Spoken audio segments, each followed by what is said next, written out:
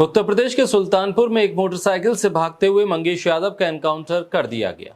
मगर हैरानी की बात यह है कि वो मोटरसाइकिल नहीं थी जो डकैती की वारदात से 8 दिन पहले चोरी हुई।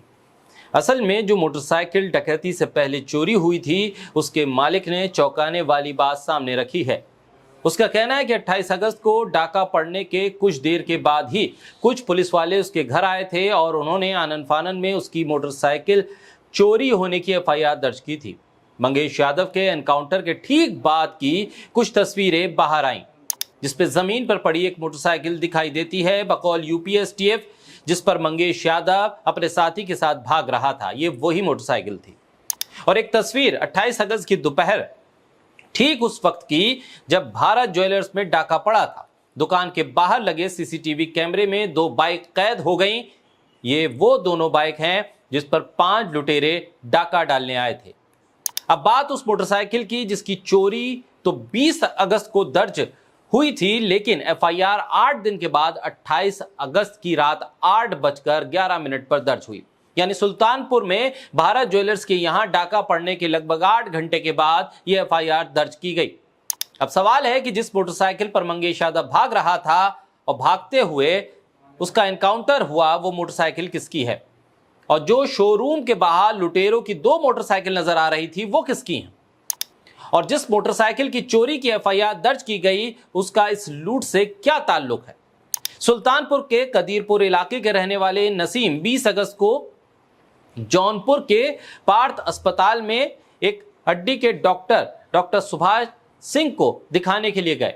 अपनी मोटरसाइकिल अस्पताल के बाहर पार्क की। थोड़ी देर के बाद आए तो मोटरसाइकिल गायब थी। जिस दिन यह मोटरसाइकिल चोरी हुई, उस दिन से लेकर अगले कई दिनों तक चोरी की रिपोर्ट लिखवाने के लिए वो लगातार कोतवाली थाने के चक्कर काटते रहे।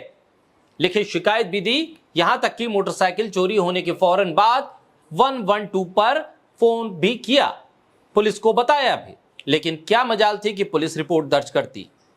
और सबसे कमाल की बात तो यह है कि उम्मीद जब वो छोड़ चुके थे, तब खुद पुलिस उनके दरवाजे पर आती है और बड़ी इज्जत के साथ उनकी मोटरसाइकिल की चोरी होने की एफआईआर लिखाती है। मोटरसाइकिल चोरी हुई 20 अगस्त को। नसीम ने पुलिस को फोन भी किया, लेकिन रिपोर्ट दर्ज नहीं हुई। और फिर जब पुलिस ने एफआईआर दर्ज की 8 दिन के बाद, तब उस मोटरसाइकिल की बरामदगी दिखा दी गई मंगेश यादव के एनकाउंटर से जोड़कर। यह बताया गया कि उस चोरी हुई मोटरसाइकिल से मंगेश यादव भाग रहा था और उसे पुलिस ने धर दबोचा और पुलिस ने उस एफआईआर को दिखाया जो बाइक चोरी होने के 8 दिन के बाद दर्ज की थी। 28 अगस्त को सुल्तानपुर के भारत ज्वेलर्स के यहां डाका पड़ता है।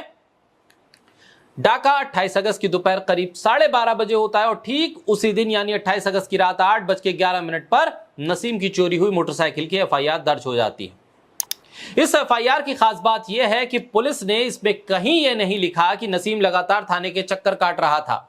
उसकी कोई सुनवाई नहीं हुई। एफआईआर में सीधे सपाट बस यही लिखा गया कि 20 अगस्त को दोपहर 2 बजे मोटरसाइकिल चोरी हुई और अब उसका मुकदमा दर्ज कर लिया गया है।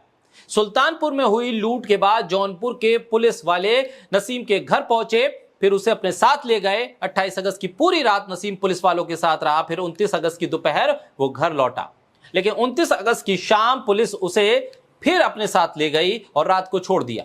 अब सवाल यह है कि जिस मोटरसाइकिल की चोरी की रिपोर्ट लिखने के लिए नसीम लगातार थाने के चक्कर काट रहा था, आनन फानन में एन सुल्तानपुर में हुए डाके के बाद उसकी रिपोर्ट क्यों और किस मकसद से लिखी गई? पुलिस की कहानी के मुताबिक भारत ज्वेलर्स के डाके के लिए 5 लुटेरे 2 मोटरसाइकिल पर आए थे। शोरूम के बाहर लगे सीसीटीवी कैमरे में वो 2 मोटरसाइकिल साफ नजर आती हैं। लूटपाट के बाद 2 लुटेरे एक मोटरसाइकिल पर और 3 लुटेरे दूसरी मोटरसाइकिल पर मौके से फरार होते हुए नजर आते हैं। दोनों ही मोटरसाइकिल पर कोई नंबर प्लेट नहीं होती है, कम से कम आगे की तरफ तो बिल्कुल भी नहीं। पीछे का नंबर प्लेट कैमरे में कैद नहीं हुई। अगली वाली मोटरसाइकिल की दाईं तरफ डिग्गी लगी है। हालांकि एनकाउंटर के बाद जो मोटरसाइकिल की तस्वीर सामने आई है उसमें कोई डिग्गी नहीं है, लिहाजा बहुत मुमकिन है कि लूटपाट के लिए इस्तेमाल किए गए 2 मोटरसाइकिल में से एक मोटरसाइकिल वही हो जो 20 अगस्त को चोरी हुई थी। यानी नसीम की मोटरसाइकिल, अगर पुलिस की कहानी सही है तो मतलब साफ है कि मोटरसाइकिल के इंजन और चेसिस नंबर के जरिए वो इसके मालिक यानी नसीम तक पहुंचे और फिर आनन फानन में 28 अगस्त की रात को मोटरसाइकिल की चोरी की रिपोर्ट दर्ज की। जिसके लिए नसीम 8 दिन से भटक रहा था। एनकाउंटर वाली जगह पर मिली बाइक वो बाइक नहीं है जो नसीम की थी। 20 अगस्त को जौनपुर के अस्पताल से जो चोरी हुई थी, जो मोटरसाइकिल बाद में अब तक नहीं मिली है, वो मोटरसाइकिल 28 अगस्त की दोपहर लूटपाट के दौरान शोरूम के बाहर आगे खड़ी हुई थी, जिस पर ये लुटेरे लूट कर सामान लेकर भागे। तो फिर सवाल यह है कि एनकाउंटर में जो मोटरसाइकिल दिखाई गई है वो किसकी है, और क्या ये वही बाइक है जो मोटरसाइकिल सीसीटीवी कैमरे में नजर आ रही है? फिलहाल इस बारे में यूपी पुलिस खामोश है। मंगेश यादव के एनकाउंटर पर सवाल यह भी है कि क्या 20 अगस्त को जौनपुर के पार्थ अस्पताल से मंगेश यादव ने ही नसीम की मोटरसाइकिल चोरी की थी? अगर हां, तो फिर अगले 8 दिनों तक यानी 28 अगस्त तक वो मोटरसाइकिल किसके पास थी? मंगेश की बहन का दावा है कि मंगेश के पास कोई मोटरसाइकिल नहीं थी। 28 अगस्त की सुबह वो मंगेश के साथ फीस जमा करने स्कूल गई थी, तब मंगेश ने अपने एक पड़ोसी से उसकी बाइक ली थी, जिस पर दोनों स्कूल गए थे और लौटने के बाद बाइक पड़ोसी को लौटा दी थी। सवाल यह है कि पुलिस को कैसे पता चला कि नसीम की चोरी हुई बाइक का इस्तेमाल शोरूम लूट में किया गया है, जबकि उसकी एफआईआर ही दर्ज नहीं की थी पुलिस ने। खुद नसीम के मुताबिक यूपी पुलिस या एसटीएफ ने अब तक उसे उसकी मोटरसाइकिल नहीं दिखाई है और ना ही बताया है कि मोटरसाइकिल कब और कहां से बरामद हुई।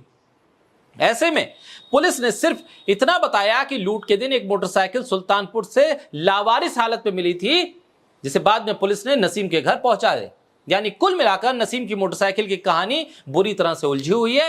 हद तो यह है, यूपी पुलिस के दस्तावेज में नसीम की मोटरसाइकिल की बरामदगी अब भी दर्ज नहीं हुई है। बहरहाल ये मोटरसाइकिल और एनकाउंटर की थ्योरी कब तक सुलझ पाएगी, इसका इंतजार रहेगा।